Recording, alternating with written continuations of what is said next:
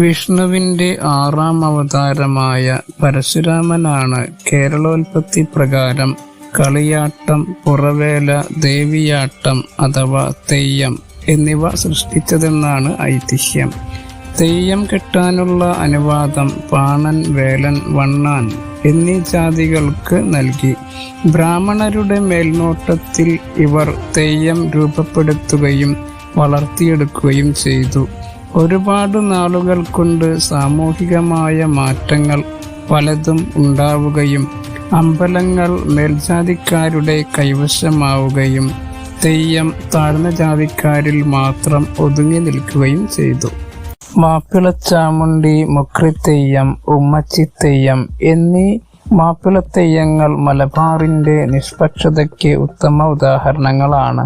ജന്മിമാരുടെ ആജ്ഞപ്രകാരം അവരുടെ ആജ്ഞാനുവർത്തികളാൽ കൊല്ലപ്പെടുന്ന സ്ത്രീ പുരുഷ ജീവിതവും തെയ്യക്കോലങ്ങൾക്ക് ആധാരമാകാറുണ്ട്.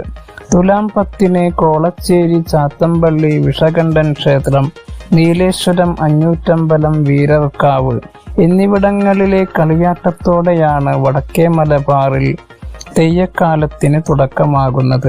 ഇടവപ്പാതിയോടെ വളപട്ടണം കളരിവാതുക്കൽ ക്ഷേത്രം ഭഗവതിയുടെ തെയ്യം, നീലേശ്വരം മന്നൻപുറത്ത് കാവിൽ കലശം എന്നിവയോടെ കളിയാട്ടത്തിന് തിരശീല വീഴും.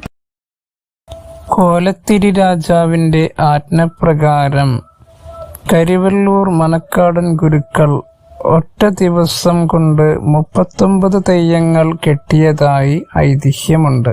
തെയ്യത്തിന് രൂപഭാവങ്ങൾ നൽകിയത് മണക്കാടൻ ഗുരുക്കളാണ്. കാവുകൾ, തറവാടുകൾ എന്നിവിടങ്ങളിൽ നിശ്ചിത കാലത്ത് നടത്തിവരുന്ന തെയ്യാട്ടത്തിന് കളിയാട്ടം എന്നാണ് പറയുന്നത്. കഴകം, കാവുകൾ, തറവാടുകൾ എന്നിവിടങ്ങളിൽ ആണ്ടുതോറും തെയ്യാട്ടം നടത്തുവാൻ സ്ഥിരമായ മാസവും തീയതിയും നിശ്ചയിച്ചിരിക്കും. ഇത്തരം കളിയാട്ടോത്സവങ്ങളെ കൽപ്പനക്കളിയാട്ടം എന്നാണ് പറയുക. എന്നാൽ പ്രമുഖ കഴകം, കാവ്, തറവാട് എന്നിവിടങ്ങളിൽ വർഷം തോറും കളിയാട്ടം പതിവില്ല.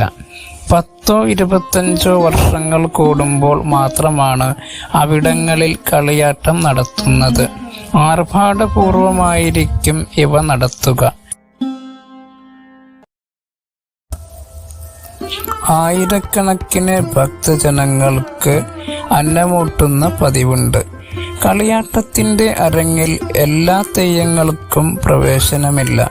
നമ്പ്യാർ, മണിയാണി, വാണിയർ, തീയർ വിഭാഗക്കാരുടെ കാവ്, കോട്ടം, താനം അല്ലെങ്കിൽ സ്ഥാനം, അറ, പള്ളിയറ, മുണ്ട്യ, കഴകം തുടങ്ങിയവയാണ് തെയ്യങ്ങളെ കെട്ടിയാടിക്കുന്ന മുഖ്യ സ്ഥാനങ്ങൾ.